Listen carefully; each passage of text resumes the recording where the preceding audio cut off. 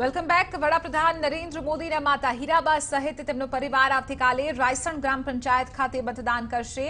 સવારે 9 વાગ્યે હીરાબા અને તેમનો પરિવાર મતદાન કરવા માટે પોલિંગ સ્ટેશન પહોંચશે.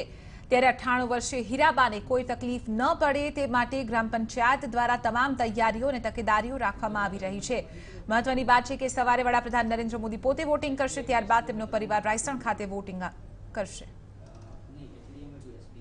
વડાપ્રધાન માનનીય નરેન્દ્રભાઈ મોદી સાહેબના માતૃશ્રી હીરાબા અહીંયા અમારા રાયસણ ગામની સોસાયટીમાં વૃંદાવનમાં વસવાટ કરે છે. તેઓ આવતીકાલે પ્રથમવાર રાયસણ ગામે મતદાન કરવા સહપરિવાર સાથે પધારવાના છે, જે અમારા રાયસણ ગામ માટે અને સમગ્ર ગ્રામ પ્રજા માટે બહુ જ હર્ષ અને આનંદની લાગણી અનુભવીએ છીએ.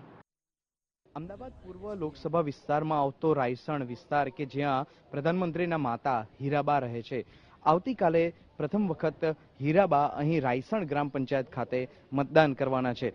98 વર્ષની ઉંમરે પ્રધાનમંત્રીના માતા હીરાબા મતદાન કરવામાં આવશે. ત્યારે ન માત્ર હીરાબા માટે પરંતુ શારીરિક રીતે અક્ષમ હોય તેવા તમામ લોકો માટે ચૂંટણી પંચ દ્વારા અહીં રેમ્પની પણ વ્યવસ્થા ઊભી કરવામાં આવી છે. સાથે સાથે વ્હીલચેરની પણ વ્યવસ્થા ઊભી કરવામાં આવી છે.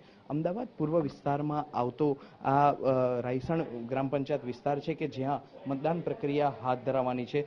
તેવા સંજોગોમાં પ્રધાનમંત્રીના માતા જ્યારે મતદાન કરશે ત્યારે એક ચોક્કસથી ઉદાહરણ પૂરું પડશે કે મતદાનનો અધિકાર એ હર કોઈએ ભોગવવો જ જોઈએ. કેમેરા પર્સન મનીષ કડિયા સાથે નિર્મલ દવે, TV9 રાયસણ.